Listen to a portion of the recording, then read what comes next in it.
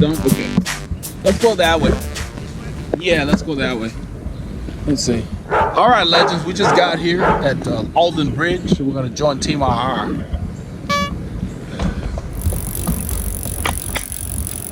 I'm still testing the power meter, and the battery crapped out because I wanted to see how long it would go. I was able to get about 12 hours or so out of it because of all the testing I did. I kind of pushed it. So next week I will see, after I recharge it, how long it lasts with just normal operation, because it's supposed to give me 20 hours. It didn't get 20 hours.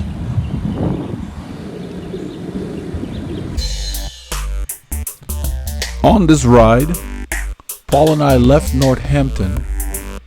We went the long way around into the woodlands. We went through the villages of Alden Bridge to pick up Team RR. After picking them up, we headed down Fish Creek. I think Mark had to stop, nature break. We continued riding and they called back up. Went through Keenan. There was a lot of action. We picked up a group there and kind of increased our pace. After that, Paul and I went into the forest. Went up 149. We found a place called Hidden Forest. We've gone through there before, but we've never visited there. Right there, you can see this little subdivision. It's really pretty. See those lakes there? That's where we spent a lot of time. We filmed that, and I think you guys will like it.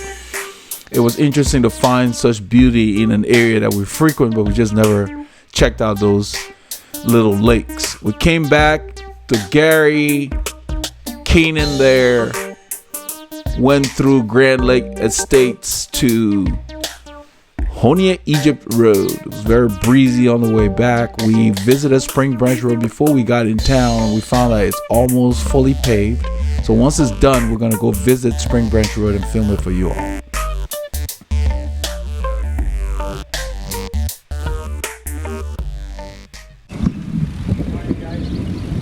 So we rolled in the parking lot. They're already there waiting, and they'd been there for a while. So you can see they stopped again after we started. You will see me in a little bit sneak off. I'm ready to ride. Right there, you see me going. I'm not waiting to chat because they could have talked about the route while they were in there, or we can talk about it while we're rolling. They'd already talked about it, and they stopped again when we're leaving. I'm like, I'm ready to ride. I don't want to stand around. We're 8 minutes past the start time. It's time to roll. Because Paul and I wanted to do at least 6.5, 7 hours. I only rode one day the whole week because I was busy. So I wanted to ride today. It's huge. As big as the world. Really? It was just beautiful. I took a picture on my iPhone, but it didn't. That's this morning? Oh, this morning coming down 1488. Wow. Yeah, Mike's talking about the sunrise. He was headed east from home, and he said it was beautiful, and it wasn't too bright to look at. That's what he and Paul talking about. Which way we're going, man? We might probably catch it on the. Well, if we see it, we'll see it. Yeah, we weren't able to catch that view because we were headed west. Yeah, Paul said our backs would be against it, so the sun is behind us. But he was headed this way, and he got to see a beautiful sunrise. That's what Paul said. These are the reasons we come out. And you guys will see today we find a beautiful area, and we slow down, we film it. So Paul's saying those are the things we look for. In a little bit you hear Abby ask him about his wheels. What's up, Abby? All right. Are those new wheels on your bike? I mean, they're not new, but I had it for some time. I just put them on this bike. Oh, okay, yeah. It looks nice, man. Oh, thanks, man. It's like you already Yeah, Abby notices that Paul put a different set of wheels on his bike today. He'd done it a few weeks ago, but this is the first person that noticed it. And so he was saying they look nice. They do suit, they complement Paul's bike very well. I'm up the road. I don't think you can even see me. You see my stats. I'm riding around 16, 17 miles an hour, and I've got my cadence high to get my heart rate to jump. I'm not there. I'm not in the picture. I'm out of the camera's view because they've been messing around, standing at the corner chatting. Then they caught the light. So I end up getting stopped at the light about a couple of kilometers up the road. And that's where they catch up to me. And then Mo's group is coming from south. and they come by, you will see them go by us as well.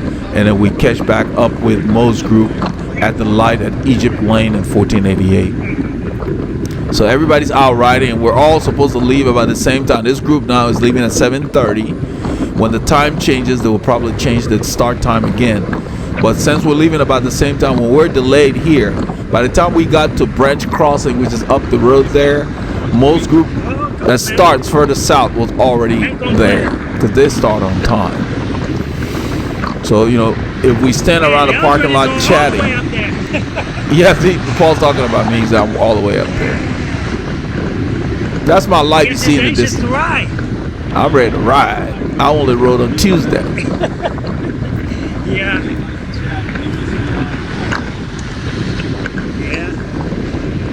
Paul said, I'm way up there. Moving time is precious. Yeah, what he's talking about. Yeah, you know, talk about it all the time. Mo also mentioned that cycling time is precious. You know, all time is precious. What Mo says is cycling time is precious, meaning that if you got 2 hours to ride, you want to ride 159 of it. You don't want to be sitting around at a cafe, unless that's your plan for that day. So for us, we don't have a lot of time to ride. You know, you guys know it. We're all busy. Family, work, whatever.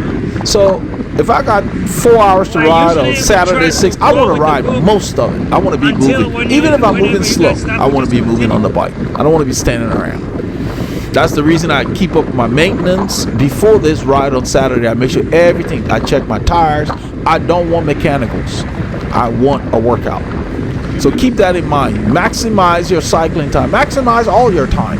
If you can buy something online, don't go waste time standing in line at a store. You can do other things while they ship it to you. I think that's my light you see there. I got caught at this red light, and so Mo's group is coming from the left. Paul doesn't see them, but I let him know. I could see them as I went through the intersection. And that's Mike to my right. On the right there, we're riding together. You know, we're riding slow. I've got 23 kilometers an hour. Riding just a little baby gear. I mean, like a 39.25 or something. Just messing around, waiting for them to catch up. I just want to keep my legs moving. Come on, get on my shoulder. I'll take you there. No, we do it, right? I mean, you do that day, you run. Yeah. Oh, yeah. I want to make sure I make it home. No, I didn't see him. Oh, okay. They're gonna come this way? Yeah, they'll come to the light. No, you know. So Mike said, because I said most groups coming from the left, and Mike said, we're going to lose you guys. We're going to lose you. I said, no. Okay. I'm riding with these guys because that's what we chose to do this week. I don't jump groups. You know, the plan was to ride with these guys. We're going to be doing over 100 miles today. So our training is not where we'd like it to be. So I didn't want to really go with most group this week. And the plan is the plan we're going to stick with. I just told them, yeah, no, you're not going to lose me because another group comes around or comes along. We're going to talk to more of them, say hi. It was good to see. Christian is there. We visit. And then I tell Christian, yeah, we're going what they call tranquilo. Okay, that's it. You know, English tranquil means calm or, you know, slower ride per se. You know. So you stick to your plan. But I want to keep moving instead of standing around. You end up the time just ebbing away. Before you know it, you've been standing for 10 minutes here, 10 minutes there, and then you lose 30 minutes of your riding time. No, I want to be moving.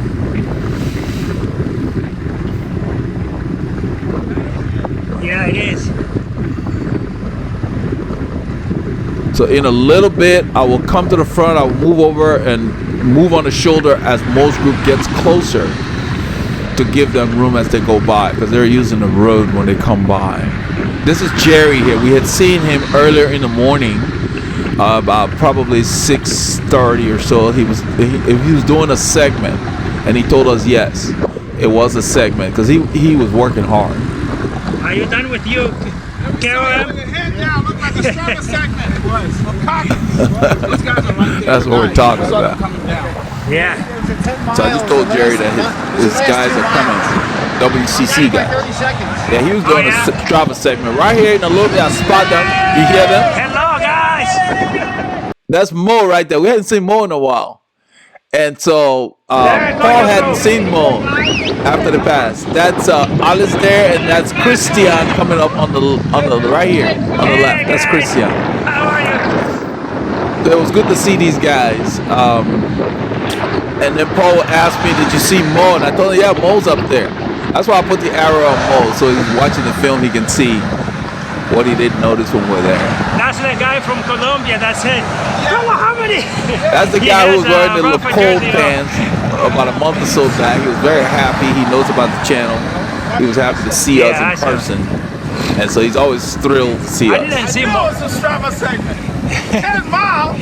We're talking about Jerry. Jerry got up in the morning to do a 10-mile segment and he beat it by 30 seconds. I mean, golly. Early in the morning, he pushing his body like that. It's been a long time since I met people who were crazier about cycling than I am. And definitely Mo, Jerry, Fabian qualified. Yeah. That's why I call them crazy fast guys. So they're right up there. We're going to ride up and catch up with them at the light. Just to chat. That's what, yeah, he asked me. He didn't see Mo. Okay, I didn't see him. Yeah. Mo's very fit, and I mentioned it a few weeks back, a couple of weeks, and then he said, "Yeah, you know, I'm really good shape. Too bad there's no races." You know, because since they went to California, they've been flying and doing well. So they're riding just faster and faster. His group usually splits up into two once they really get going. So you get an A and a B. Yeah. He just asked me about the wheels. Oh, really? Yeah.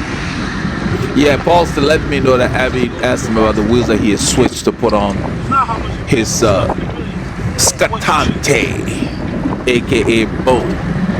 Paul names his bikes. I don't. For me, I'm like the orange bike, the Colnago, the Lighthouse or whatever, the brand, the color. But Paul gives his bikes names.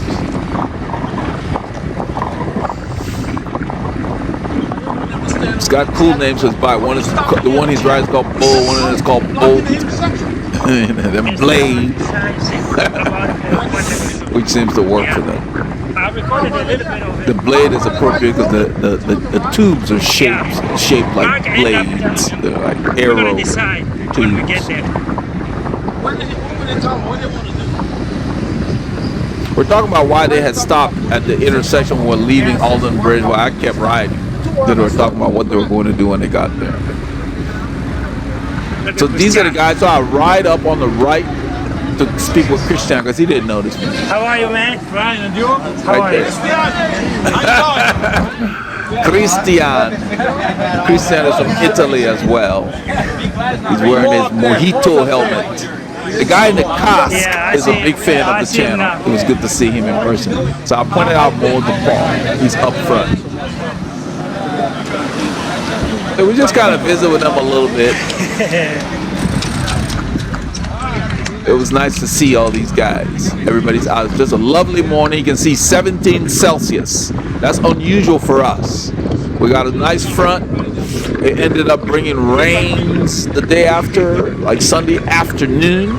So we still got to ride Sunday morning, and then the rains came in later in the day. But I went ahead and put my mud guards on Sunday anyway because it was supposed to come around at 11 a.m. just in case I got caught out in it. So Mike from our group is up there, and I guess he wondered why we're not riding with those guys. But, you know, that's not our plan. Right now, our guys are hanging back. They don't want to ride with more of them. Let's go, man. So Mike's like, let's go. Why don't we go with these guys? Okay, let's go, man. So Paul's egging him on. Mike's like, what is the deal? But the rest of our group's hanging back, and so Mark and the other fellas are still warming up. And they have no intention of riding with Mo and his guys. Mo and his guys, they ride so much faster that you really have to have done the work. I mean, we could ride with them, but that wasn't our plan. And the other guys had no desire to ride with Mo. You want to ride with them or what? That's he's asking Mike what Mike wants to do.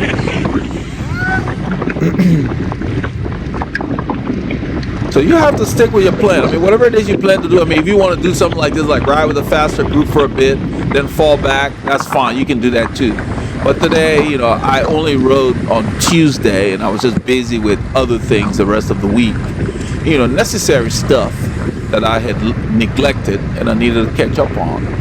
And this time of year, you know, especially October, I usually treat it like a rest period where I ride every other day and do other cross training, so you know, yoga and other things I get into. So now is not the time to push too hard, but you know. So I decided to just stick with the plan and just keep moving, keep it steady. And then in a little bit, I go to the front to just kind of egg the group on, because you know, we need to get to the business of riding. Most groups ride up there, so I come to the front. All right, get on his way. Let's go, man.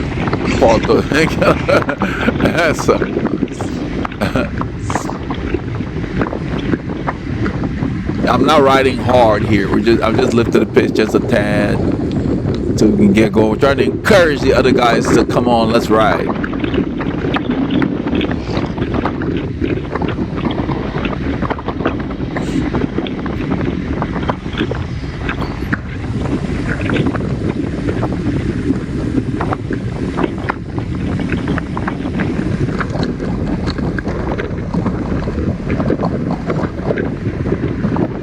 They're right there, they're starting their ride. And so once we turn on Fish Creek, we'll go ahead and back off. We literally unclip and wait for our guys so we can get going. It was a bit of a slower start this morning for our group. It's a cooler morning. This is what we're talking about. What we're planning on doing.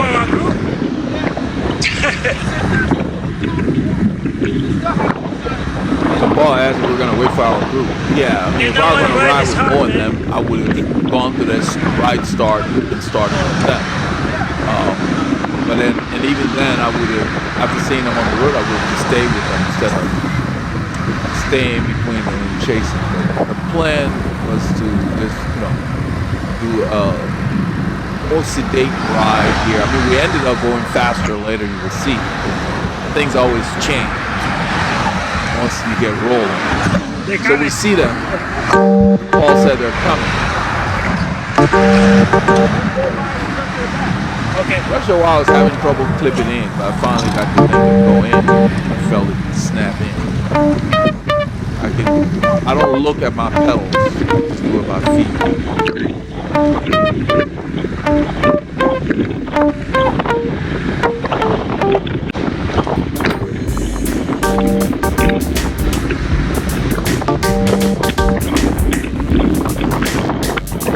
I'm not sure who's at the front at this point, but we start to go, you know, nice pace here. In a little bit, we end up going around Bob because he decides, after waiting all this time for the group, I'm putting on my sunglasses here now that we got some light. Started on the back of my head. He decided after waiting all that time in the parking lot for these guys, oh, I'm gonna ride solo. You'll see him, we'll go around him. And as we go by, he says, I'm riding solo. Yeah, right here, we're going around. So I'm not sure what was the reason of driving to Crust Pizza, waiting for the group about a half hour, then say, oh, I'm going to ride alone once we get going. That didn't compete. You're going to ride solo, just head from your house and go ride solo. Why go to the meeting place and then change your mind? I think he didn't like the pace. We picked it up here. After messing around, I think Mike is up there. We'll know in a little bit. I had just planned to sit in if they go really hard, but then in probably 10 kilometers, another group comes by. And I think some of the riders who are familiar with the guys in the group, because Abby really yelled at them and greeted them, you know, like they were, you know, more than acquaintances. MIR decides, okay, enough about being passed, we're going to pick it up. And then one guy from that group ended up staying with us, but we dropped the rest of his group on mill route. So it gets real hot and heavy. And then I really poured it on at the end on mill route and ended up, opening a gap that I kept on 2854 for quite some time. So you'll get to see that. So even if you intend to go slow, once you get with the group, you can't always predict what they're gonna do. People's moods and people's plans change, depending on how they feel.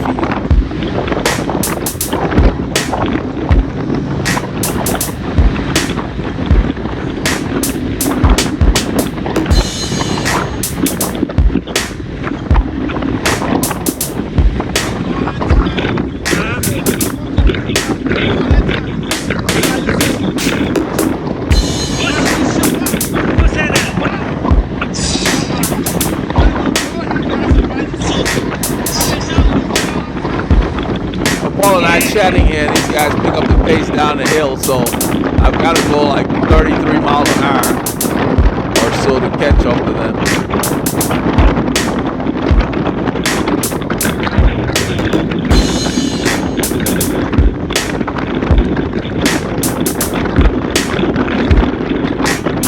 These René Hurst tires have really spoiled me. Next to tubular tires, they really come close. The ride is just sublime, is supple. They make you enjoy bumpy roads. I ended up giving my bike to Paul in the forest, and I let him, because he's using the same pedal system I do, I let him clip in so he could get the feel for what I couldn't explain. Words just can't convey. You gotta feel it, you gotta experience it. And he was like, yeah, I see what you mean. So be looking out for the sales, try to make some contact with them and see if they will send some stuff, more stuff to the channel. Be nice to get them as a sponsor. That would be really cool. They make good stuff. They make tires for cyclocross, you name it, gravel, biking, any kind of riding, when they get tires. That was it. They also do bike components. You can show that the test was going to be talking. Yeah. Had nothing to do with it. This light is usually short, so I'm hanging back. I don't have to on-clip.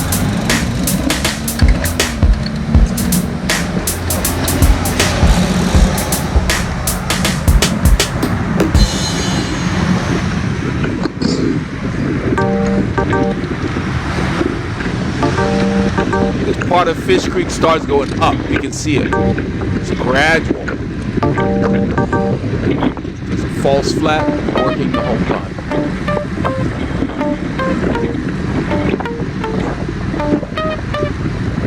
So we don't have any power display this week because part of the testing, I'm going to send a note to Velocom, let them know that during testing the thing got less than 20 hours. And so I'm tracking it this week. I recharged it for Sunday's ride. It's working fine. But it's just that the life is almost like, for me, I have to charge it every week. For my volume of riding, it will last a week. Which is not a big deal. I got an extension for the USB cord, so I don't have to take it off the bike. Just plug it in and charge it. But it's not 20 hours for everybody. It depends on how you use it. So next week we'll have power, and power will remain because I have completed the testing of the Velocom Power Pod. The review video should be coming out soon. I did not film the entire configuration sequence because I needed to pay attention to the road while I was riding. I couldn't hold the camera on my head unit, but basically the script, the verbal script will cover what you need to do, and the instructions are pretty clear. I've got enough to where if you're interested in it, it's pretty easy to set up now that it's reached version 3. Very stable. They have software you can download on your computer if you choose to. Windows and Mac. If you want to really go beyond, but for me, it's fine. I don't need the additional so-called what they call best accuracy mode. I don't want to put that software on my Mac because it seems to be a bit clunky, and I'm very particular what I install on my Mac. So I don't need that extra, what they call out and back configuration.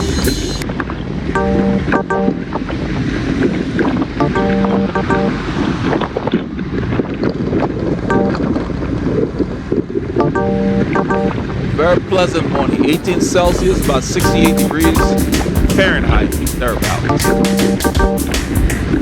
So I put on my old Rafa Aero jersey. Perfect for this kind of weather. Anywhere between 10 Celsius and 28 Celsius, this jersey works. Once you get above 28 Celsius, now it's a bit uncomfortable hot. And once you get below 10 Celsius, it's not warm enough.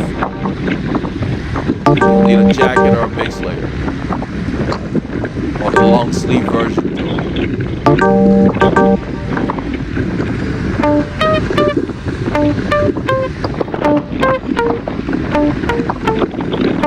We will reach another intersection in about 1 kilometer, and then unknown to us, Mark just turns left. He didn't say anything to the group. He just turned left to go to some gas station. It turns out he needed a nature break. I wish he would have told the group because we're soft pedaling, wondering where he's going. And then Abby said, "Oh, he's going to use the restroom." Well, don't just tell one person. Let all of us know. So Paul and I continued riding. We just kept the pace with minimal effort so that they could catch back up. They didn't catch us until after the overpass. And then after the that's Mark. He's turning to go to the gas station. We don't know what he's doing, so everybody's looking and wondering where he's going.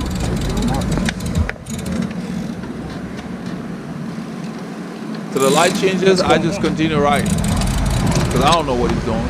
And Abby tells me that, oh, he's going to use the restroom. Well, let the whole group know, not just one person. Then we decide if we're waiting for you or not. You know, what we do is we take our nature break when the group is stopped. Like at Crust Pizza, that's where we take our nature break if we need one. But sometimes it's hard to tell, and the weather is cold. When it's colder like that, the body reacts different. So I'm soft pedaling up there. You can see my RPM says 0.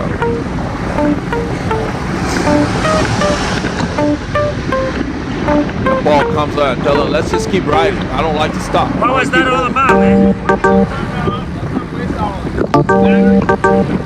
Okay.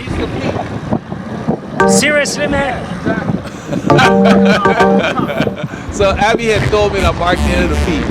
Yeah, so we didn't know what was going on. We just saw him turn left. That's what Paul said, seriously? Because we had just left the start point.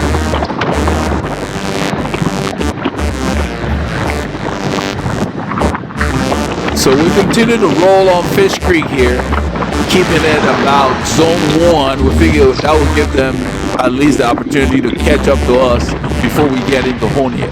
Because once we get to Honia, we branch north. And they usually come back towards town.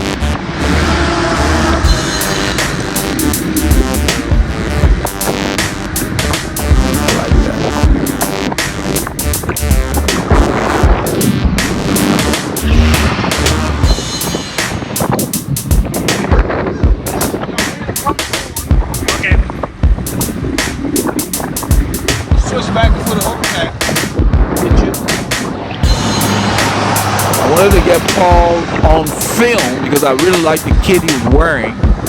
The that's the Rafa Aero jersey. Yeah, that change we did. You needed that. Yeah, because now you look right.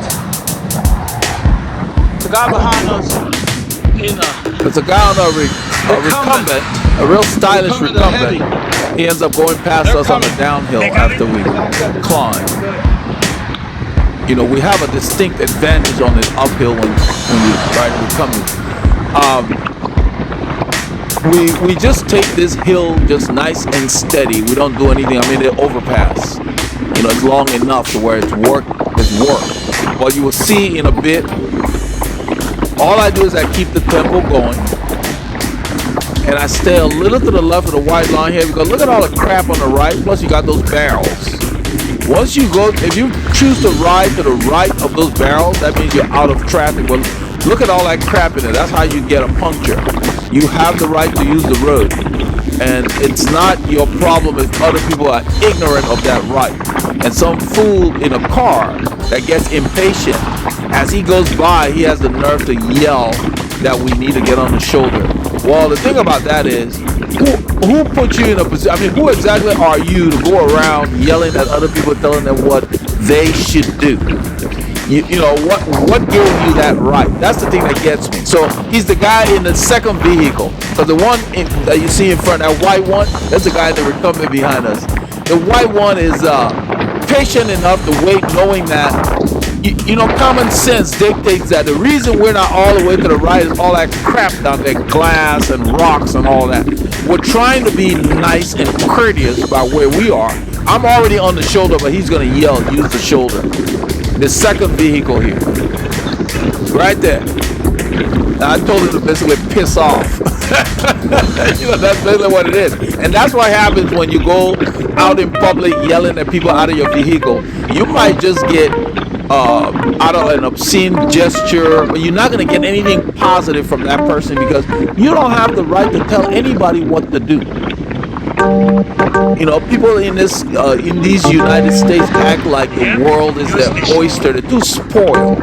They have no respect for other people. You know, he's an imbecile. You know, I'll use the shoulder after you get out of your vehicle and sweep it. How's that? I mean, who authorized you to tell anybody what to do? They learn to mind their business. That's why they get shot, and you find them on the side of the road on the evening news, and people don't really know why, because they're always messing with the wrong people. I wish you could stop. You really want me to ride the shoulder? Come and I'll let you know why I'm where I am, because I have the right to be there. I'm trying to be nice. I could have taken up the whole lane. You know, this guy said good morning as he went by, but you know, we don't bother stuff like that. We just kind of chatted about it. We laughed. We called him an imbecile because you have to be ignorant to go around trying to educate people about things that you don't know about, because that's what it is. Like, who built this road and told you that it belonged to you? Who built the planet and told you it's yours? You better just use it and move on. All he needed to do was go on by his business, but no, he got to yell. Did I tell you that you could talk to me? No, there's no sign on my back that says, yeah, you can talk to me. Yeah, these guys finally caught up, you know. After Mark's nature break. But just remember that when you're riding your bike and they yell and do whatever, don't let them ruin your ride. You just keep doing because you know what you're supposed to do. If they have a problem, let them call a peace officer, since obviously you're not breaking the law. You know, and even if you were, they're not law enforcement officers. They need to learn to mind their business. That's why we can't beat this COVID-19, and we're setting the wrong what you call example, because we're too spoiled. We're not willing to sacrifice, you know. You don't have the right to infringe on what somebody else is doing. Go on by your business. But you're not going to be telling anybody what to do unless you're some authorized authority.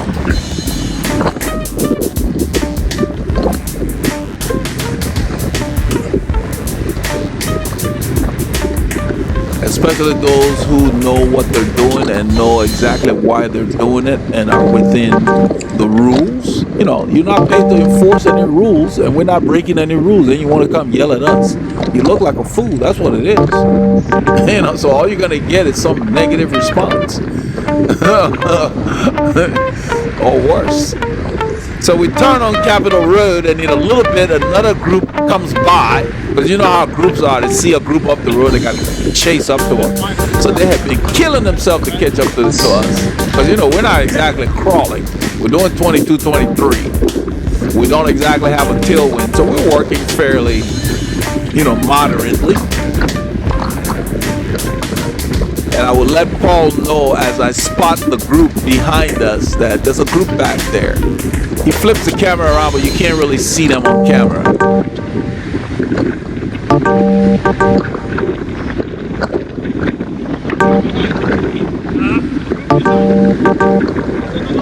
Right there, I just told Paul, I said, take a look behind us. There's a group behind us. These guys are unaware. See, Paul flips the camera behind. There they are. They're behind those two guys.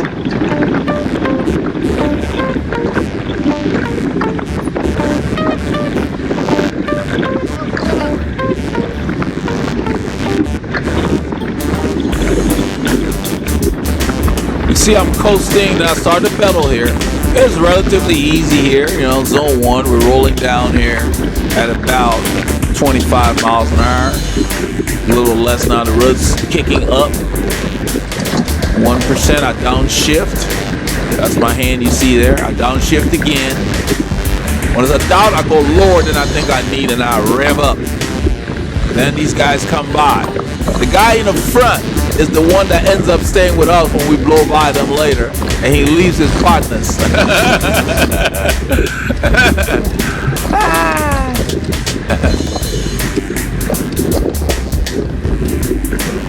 So Abby knew them because he's chatting with them as they go by. He knew some of the guys.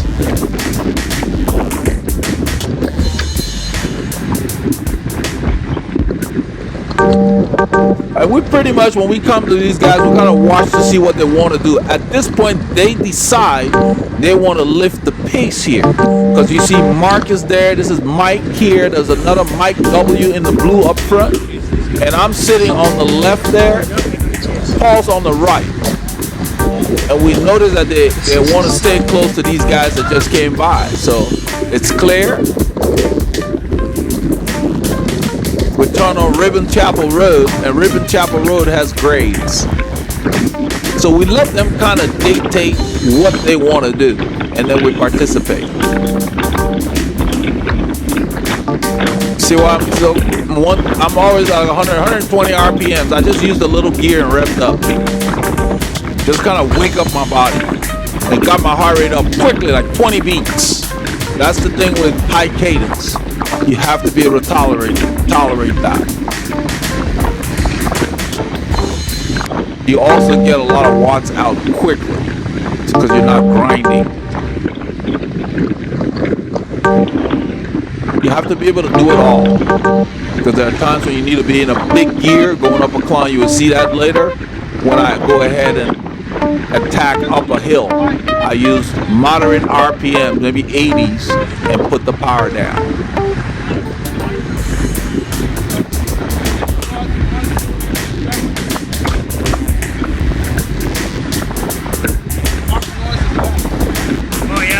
Mark's bike is making noise, and so Mike in front of me here said the Mark, what's that noise? You know, is that a new bike or something like that? And then I told him, no, he needs a new mechanic.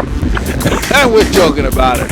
But what ends up happening, Mark explained to me on Sunday that his rear hub is a zip wheel, and the rear hub has a defect. And they put little spacers and stuff. The bike shop's been messing with it. He's been stranded a couple of times, he said. I told him, you don't have to deal with that. The bike shop needs to get it replaced. You know, there's warranty on it. He got it from the bike shop in the area, in the Woodlands, and he needs to just take it back. They need to get it replaced. There's no reason you spend good money, you can't get the quality, because Zip makes good hubs and good wheels.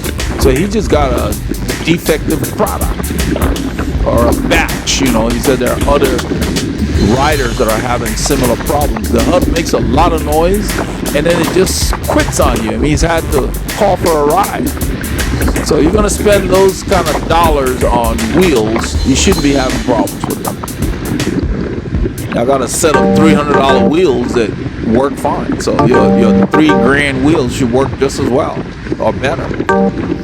So, you know, he's been patient with the bike shop, but I think he needs to ramp it up a little bit and get them to step up.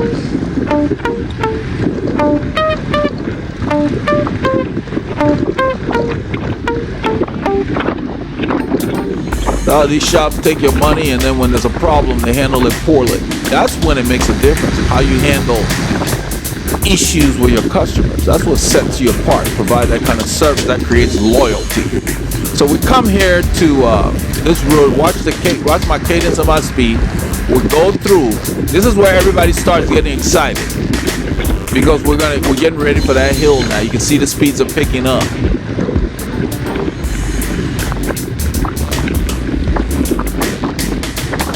So I basically am already in the gear that I need for the climb at this point. So I don't have to search.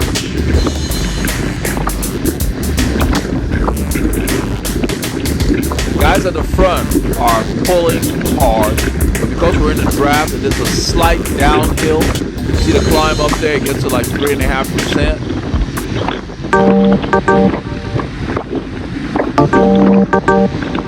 A climb like this, you don't want to overload your legs, and you also don't want to spin out. You got to find the right balance. I'm already in the gear I need. They're going slower than my rhythm, so I'll go ahead and move to the left. Now watch. The guys up there, Mike W in the blue shirt is going to come over. He's in front of Mark. Mark's going to, right there, Mark almost got taken out because Mark might move over without looking. I said, man, you almost took out Mark. And watch, I'll keep the effort about the same.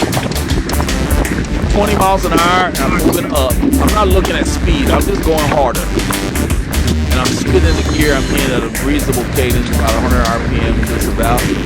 So this is the guy who's leading that group that came by. We go ahead and move right there, and the arrow basically shows we're gonna be turning up the road. That's the second climb. Right here, these guys back off. I don't back off. I go ahead and move left because they're going slower and slower. It's time for us to ride. This is zone 4 here. And I'm putting the power down. I wish I had the power meter today because in nil route, I really went hard on the last climb. It would have been nice to see what numbers they put out.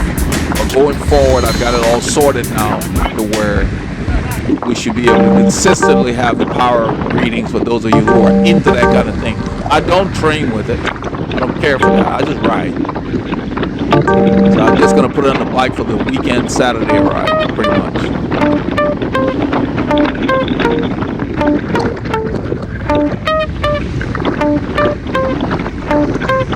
As I turn, I downshift.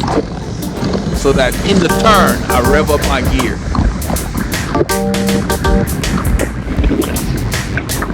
Then I start to shift up, keeping the effort the same. You can see my heart rate is about the same. When you're fit, your heart rate doesn't jump around crazily unless you're doing a lot of serious accelerations. I can see Mike as he comes by, he said, let's go, or something like that. So I just move on his wheel. What had happened back on that hill was Mike moved, he was kind of boxed in, and he moved left too much, and Mark had overlapped him. Well, I think he slowed down because of the hill, and he hesitated, he came backwards. So their wheels overlapped. But Mark was really good, he kind of moved over so they didn't make any contact. You gotta watch for that as you ride. I'm using my hips here to move that bike, and it's like I'm gliding. All I'm doing is looking for a sweet, smooth part of this road. Because this road has a lot of cracks and crevices. And we're moving here. But the wind's blowing around, and, the effort's on. We're going a little less than the effort we put out on the climb. It puts us downhill. You got to work a lot harder to get to the same effort. All I do is I sit on his wheel until I sense he slows down before I go back to the front. Because he came to give me the lead so I could get a bit of a break. You will see me point out there are a lot of little imperfections in this road that I'm familiar with. Some of them are not so obvious, you don't see them right there. The pavement just kind of dips, and then in the shadows you can hit them without knowing they're there. I don't like those. So I'm letting Paul know to stay left because I know he's on my wheel. You can see how close he is, but we're moving. So at this point, we've dropped that group that guy was leading, and he's the only one with us right now. I'm not aware. Paul told me about it later. Mike has slowed down, so I just went through with the same effort. I didn't want to change my rhythm. We're turning left. The road used to have pine needles. It looks a little cleaner. And I lean the bike, not too aggressively. That's a mild turn. But that gives you a bit of a gap. I look back and I soft pedal just enough to let Paul kind of get back. You see me look back maybe at once more. There we go. Now I resume. Put the power back on. You should be able to do all of that by feel. You know when you're going hard. You don't need a meter to tell you that. So Mike comes back around again. I get on, I rev it up a bit. And this road goes up and down, up and down. I love this road. It's quiet and you get to work.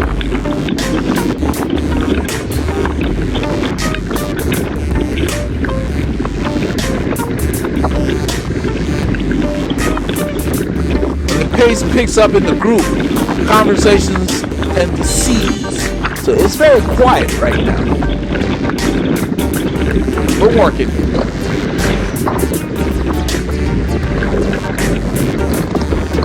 This is when you discover problems with your fit. When you're working hard, bad fit drives you nuts because everything hurts. You start sliding around looking for comfort. And that slows you down because every time you're sliding around, you're not pedaling.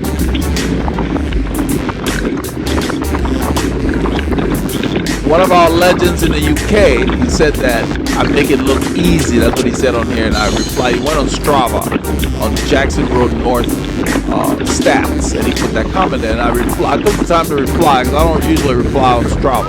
To just let him know, it may look easy, but it's not. I work very hard, and I guess that's what makes it look easy. I don't mess around. If I got an hour to ride, I make it count.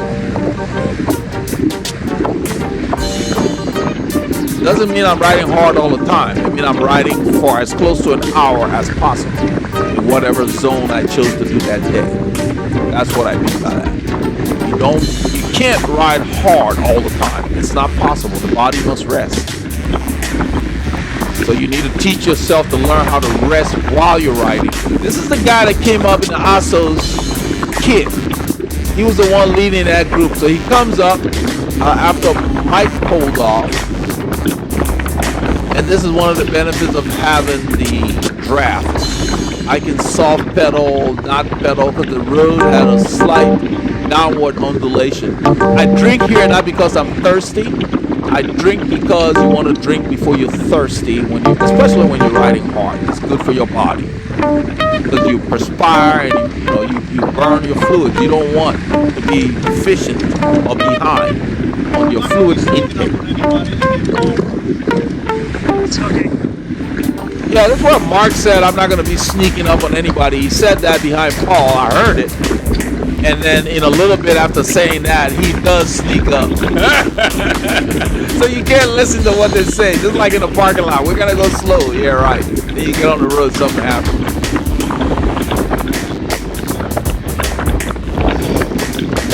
So the reason he said that is he had almost had contact with his front wheel and Mike's rear wheel on that hill, and then I had told Mike, hey, we almost took our mark, and that's why he came up and said, I'm not going to be sneaking up on anybody. But then I guess he forgot he said it because I think it's on this last hill where he starts to go. And then I decided, hey, I'm feeling good, let's play. Even though I hadn't ridden much all week, my legs were pretty good at this point.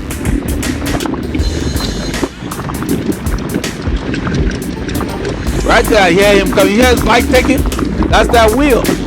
So I go ahead and kick up to get on his wheel. And then I see Mike on my left coming. I give it a stick right there. I'm in a big gear. I don't know, a 14 or something ridiculous. And I kick it up and just basically open the gap. And that's a hard hill. But then I don't back off. They back off. They start looking around for who's going to bridge to me. I'm up ahead. I've got a gap on a big gap. I kept looking behind to see who would come, but I did not back off. Look at my speed. Look at my heart rate, 173. I am in the top end of my zone 4. and I'm working. I'm gone. I am way ahead. The camera does not do it justice. You see, we left Paul back here with the other guys.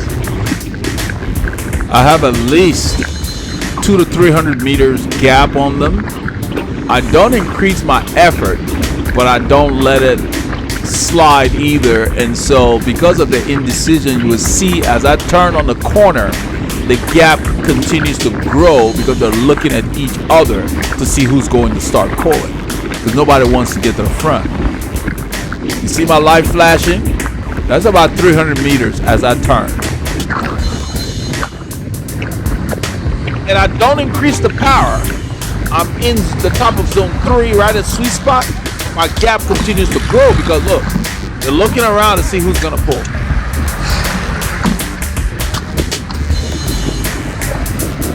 And like I always said, it's not fun being off the front. I mean, if I was somebody wanted to, it would have been more fun. So I decided to just hold it right around sweet spot. I figured that would give them a chance to catch up to me, maybe in about a kilometer or so. But it took them a while. Let's see, it's 58:15. The timing on here, yeah, 58:15. So by the time they caught up to me, it had been a few minutes, maybe a minute or two. And I was not going hard. You can see 159, 160. I'm keeping it right there. The road is a grade. Where I am, it says 1%. So because of the indecisiveness, I ended up opening a larger gap than I thought. I wasn't planning on opening a gap. We were just going up that climb. And I told Paul later, I said, man, I wish I had the power meter working today because it would have been good to see the numbers. I don't even remember what gear I was in. All I knew is I shifted up a couple of cogs and just started to twist the screw. I don't know if you can even see me. I'm way up the road, probably where that car is. I can't even see my light, man. Oh, there I am. Okay, I thought I was further up. Okay, they've caught up. So probably about a minute. It took me about a minute.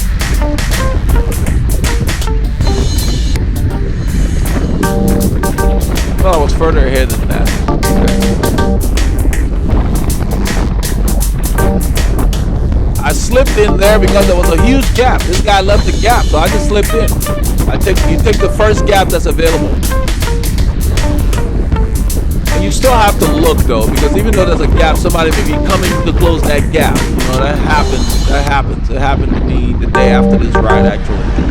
I was gonna take a gap and then I think it was Mike, who's in front of me now. Mike was coming to close it. He was like, whoa. I apologize to him, but yeah, you gotta always be looking when you're changing your line. It's your responsibility to look.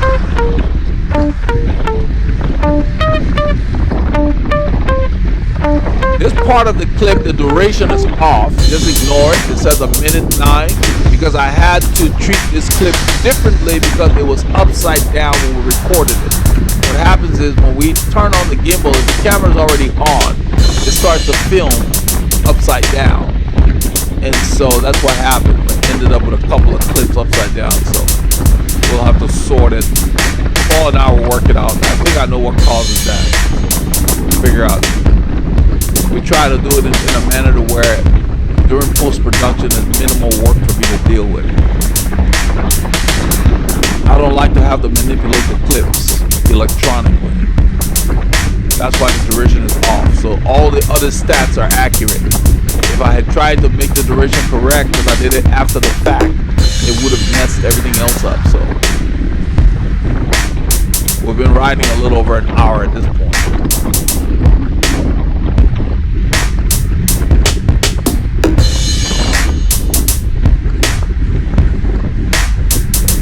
So in a little bit you will see Mike go to the front and he calls to Abby for them to sprint. But they didn't go very far. This is Davis here. She used to ride with these guys. She's all over, wiggling all over the road like she's scared. As the Ghost Rider said, you cannot live in fear. You know, all she had to do was hold a line. We're coming by. We're not going to run into you.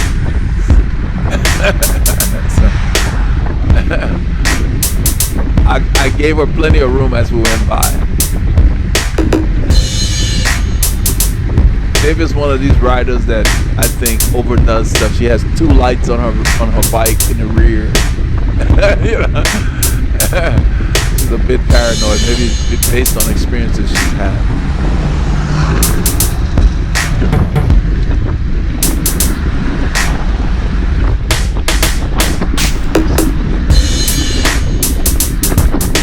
So Mike goes to the front, all of a sudden the pace picks up. The road has leveled off. We're going downhill. And he and Abby start to sprint. That's what they're doing now. You can't really see them. But then they end up slowing down. And, you know, if I'm going to climb, I like to enjoy the benefit of the climb. You can see, I think that's Abby on the left there or something. Once they start sitting up, I go ahead and continue riding. So right there, the sprint is over, I guess. I look for traffic, the road's clear. I just keep riding. I don't really attack or anything. I'm just riding because they're coasting. I want to ride.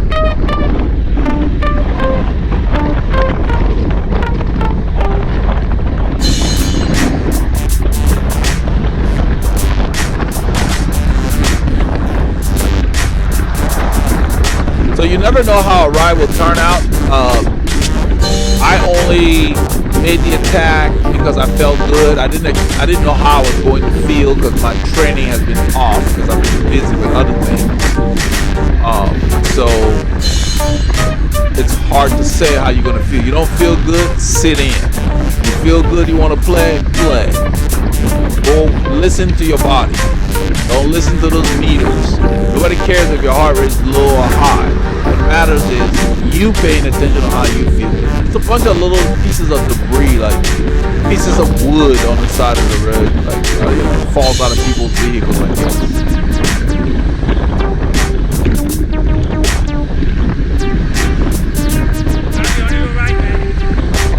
So he's telling Abby he's on his right because Abby always leaves left, right. He doesn't hold his line. So as Paul was coming down, he's like, I'm on your right. In other words, don't come to the right.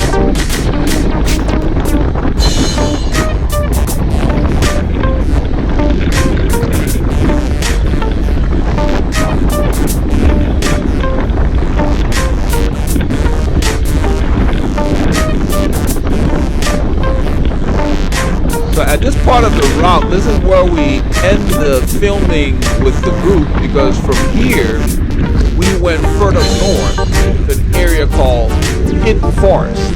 Paul hands me the camera here, I turn it around. The group kind of grows behind us. And I'll do the follow. Well, legends, we found a treasure. We left Team RR and we rode up near the forest over 149, but they call this Hidden Forest Road. We usually never come down this side. Look at this lake. Yeah, just beautiful. Okay. And it's gravel road, so we're just gonna stay out of the saddle as we ride. And we're gonna film it because we don't come here that often. You wanna do it? Yeah. Yeah, just a small section of this road was gravelly. Yeah. Hidden Forest is in the forest of Mount Pleasant Road. We usually just ride past. But they had paved the main entrance into the subdivision, so Paul and I checked it out. You'll see it when we leave. It's real pretty. There's just one short section here with the gravel, but look at this lake. It's called Hidden Forest Lake.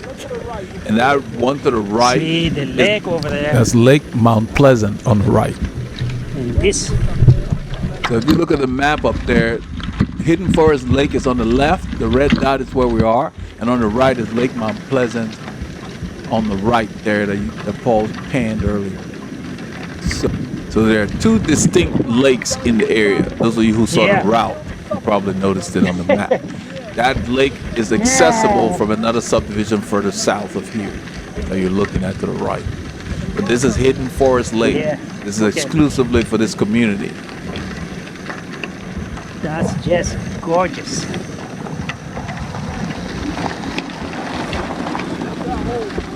Yep.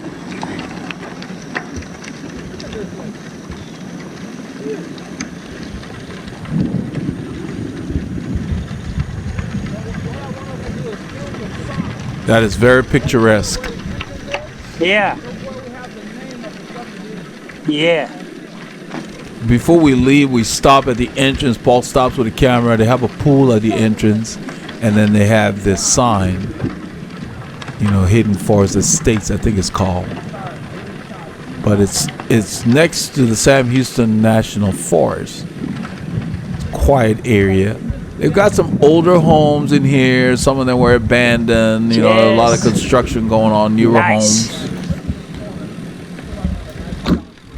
A lot of the dogs were excited. They got to see bicycles today. They were barking. One of them sounded like he was hoarse. They have benches. Look at that. That's cool. You can come and sit by the lake. It's pretty.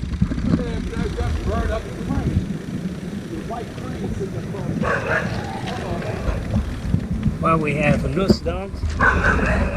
That's the dog. He sounded like he needed some Ricola. It's okay, man. It's okay. That's what Paul's laughing at. I said, that dog needs some cough drops. Sounded hoarse. Yeah. That's on the other side. We just came The camera from. got the lake well today. Because this wide angle camera, sometimes it doesn't get everything. So we slowed way down to kind of get these shots. And just very simple homes in here. Nothing fancy. Yeah. There are a few bigger homes being built by probably newer residents. That's the community rules. There's no swimming allowed in the lake. And everything else they got in there. Yeah.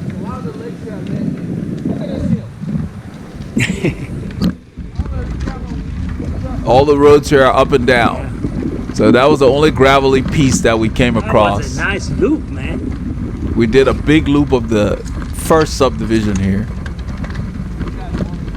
You would see Paul tell me to turn around, let's explore another road after I passed it.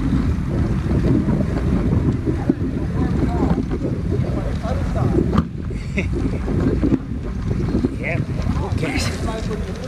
Newer homes being built. Yep. People are buying the lots, knocking down the older homes and putting up homes.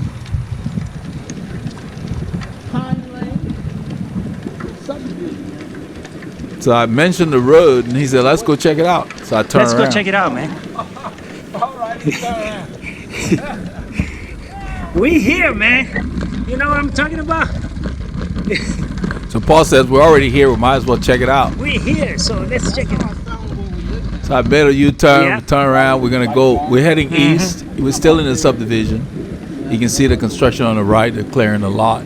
So there were a lot of homes that are just old and some of them abandoned. I'm sure you could pick up a lot in here for a good price, a reasonable price. And I think people are doing that and then building up around it. Because you're not very far from the big Lake Conroe Lake. If you look at the white map in the graphics there, we're in far north Montgomery County, where that white dot is. And we're just in a subdivision in the Sam Houston National Forest, the east side of it, because the forest is huge. This dog sitting over there, I was asking him if he's waiting for us, but then he ran away. His friends on the left were barking. He wanted to join in. At least he didn't come on the road. Yeah. That's why they locked in. That's that one. Yep. But what Paul says is that the other dog, the white dog, was getting excited because his friends, they're fenced in, but they started barking. The camera really didn't pick up their barking that Love much. things like this. And then they got him excited.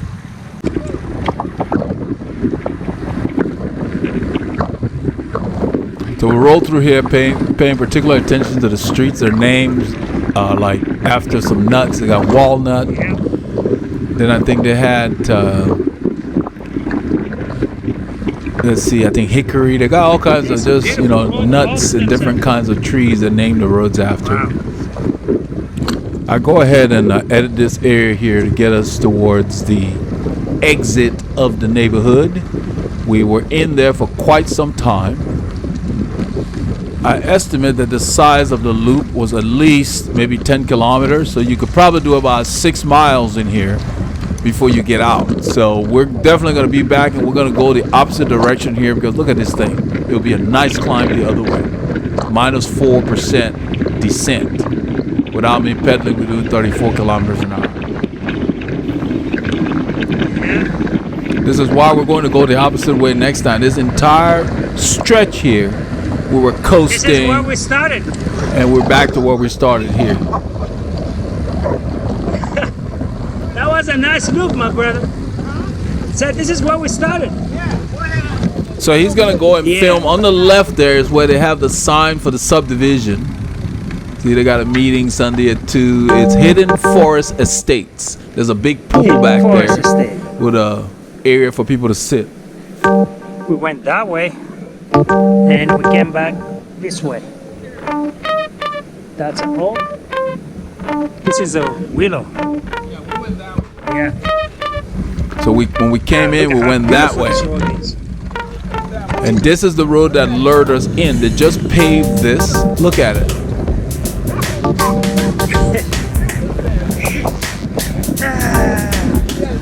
Beautiful. Goes up and then it curves left. And this will take us back to Mount Pleasant Road, which is the main road that we always stay on. We rarely come this way. So you see me standing on this little climb. This is about 5%. So if you have a 5% climb in your area, go and just put it in a reasonable, what I call working gear, to where you're not straining, but you're working.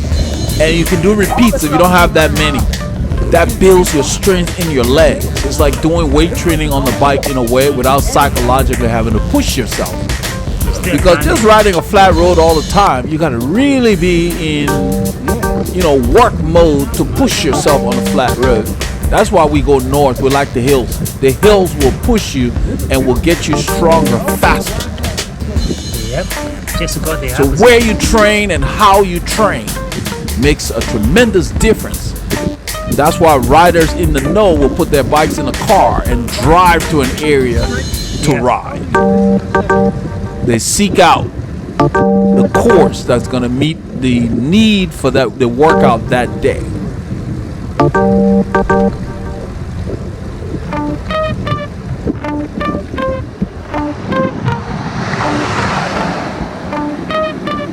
It's a beautiful road. This road was not this nice a month or so ago. They recently paved it along with the main drag when you're leaving Hidden Forest, where it hits 149. We noticed that. The road is still going up. So it's about maybe a 2-kilometer drag or climb per se, between 1 and 3%. Well, earlier it was 5% when we started. And when you're going into that subdivision, it's a nice drop at the end where that 5% is. You go into that area at speed. Look at that road. Is that pretty or what? I like to show these roads because even though we're not going at top speed, I want everybody on the channel to understand that we use the highways to get to these roads, but we spend most of our time on these kinds of roads. That's what I'm telling you. These are the roads we go to because it's quiet. You get a car coming by now and then.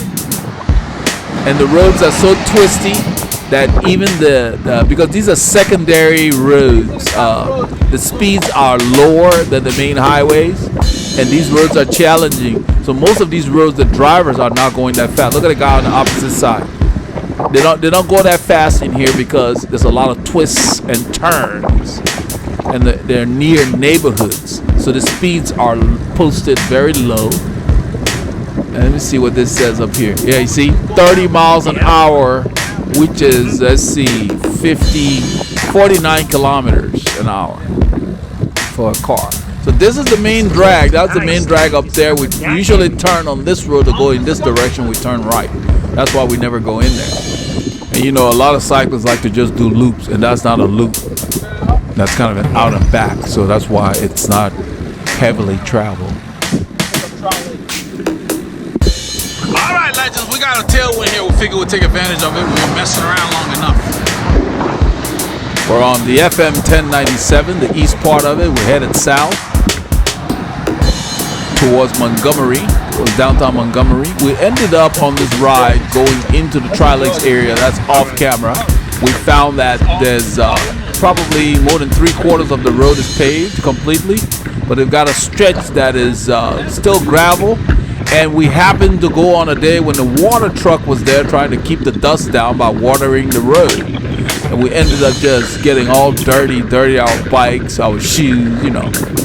But it was good to go and actually see the progress they made. So they should be done soon, and we'll be able to film that road for you guys. I think you will like it. It's really being paved very well. So I'm very thrilled. One thing about Texas, they don't mess with the roads. This is a piece of the Lake Conroe here, tail end. We're leaving the area. We decided to film this stretch since we have been goofing off in the subdivision.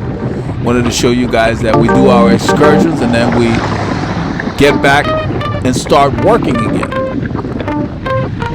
We've got a cross tailwind, I think it's northwesterly. It's blowing from the west and behind us because we're headed somewhat south. Yeah, we're headed southwest, so it's not a perfect tailwind.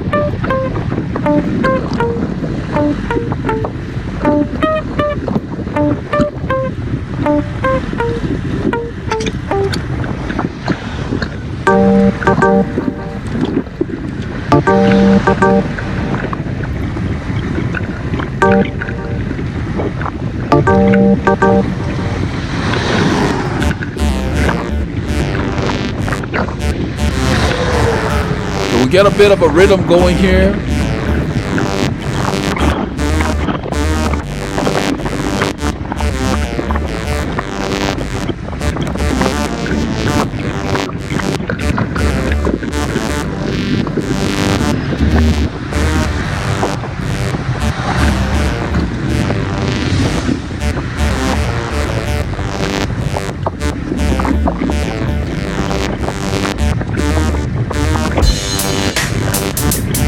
Start to go up a little bit. I don't put too much force in there. You can see my cadence is falling a little bit, speed's falling. I'm trying to keep the effort from going into zone 3. So I think I end up keeping it in zone 2. It's hard to do on the hills. There are cars behind us, but I'm trying to stay a little to the left because those branches were sticking out. Then I move back over so these guys can pass. Make it easier for them to pass. They had slowed down back there because we were using the road. And that's why they say share the road. You know, it's not like, you know, we're not holding you up that long. Not even as long as a traffic light does. We're working here. You can see 5%. That's why we come out this side, because you come out here if you really want to keep your progress, you work. And it creeps up on you on these stretches because you don't really see the hill, you feel the grade. And I think I'm staying in the same gear. I'm not downshifting. Yeah, my hands are on the tops. I do that to keep my chest open so I can breathe easier. Making the grade lessons here, yeah.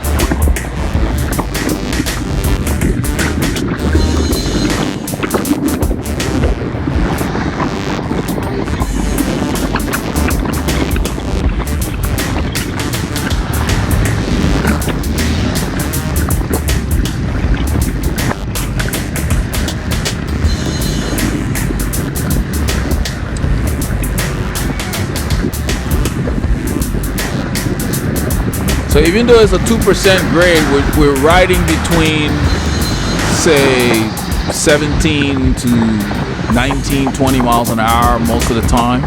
I don't really look at the speed that much, but we try to keep the effort the same. And what that ends up doing is, if you continue to do that, at some point, your cruising speed will increase, your cruising effort will increase, because you're riding against greater resistance, dealing with the wind, instead of just on a flat road where momentum kicks in and you can just roll and coast.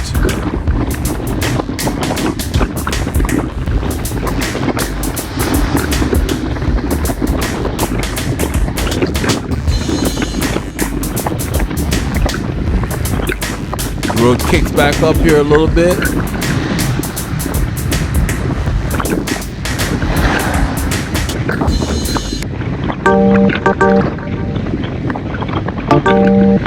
We're nearing the Taco Corner area. We do not stop there today. We rode for almost 6 hours before we made our first stop on this ride. It's such a cool day, and as usual, we drank before we started riding. Then we had 2 full bottles. Those bottles hold a little above 500 milliliters of water, so we had plenty.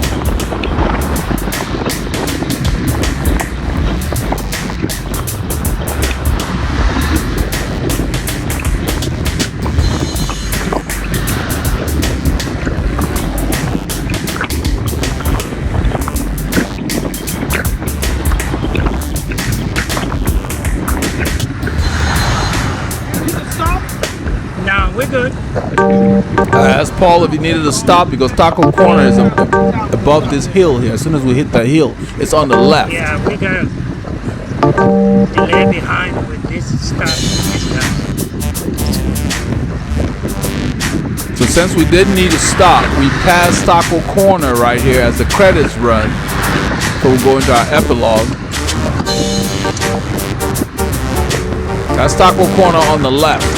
There are a bunch of motorcyclists there. There's probably some bicyclists there, but we just push off.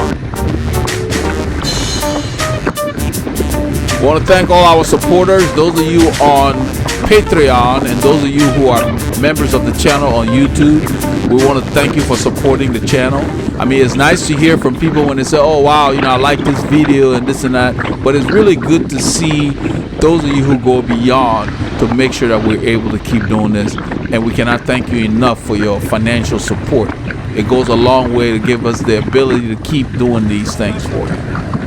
We appreciate that. A check for traffic is clear. There's a car coming, but it's far enough away to where I told Paul, let's go ahead and turn. And because of our position, they don't hesitate to go by. There's the guy that went back because of what we're doing. So what you do on the road goes a long way in letting the other road users know what you're about to do. You need to signal your intention, and you need to do predictable things so that you can be treated as another road user, not somebody riding a toy.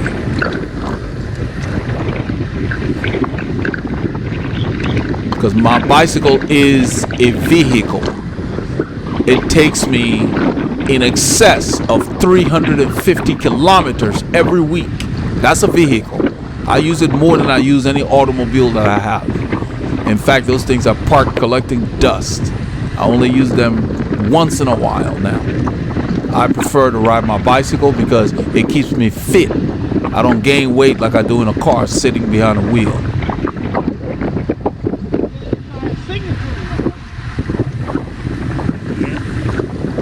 Had a nice rhythm at the end of this ride. We're moving.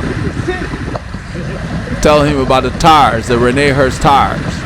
We took them into gravel, mud, dirt on the road bike, and it didn't matter what I was in, they felt good. They cornered real well, give you a lot of confidence. So now I understand what the guy on Velo Nut meant when he wrote that article about his experience. Not all tires are created equal.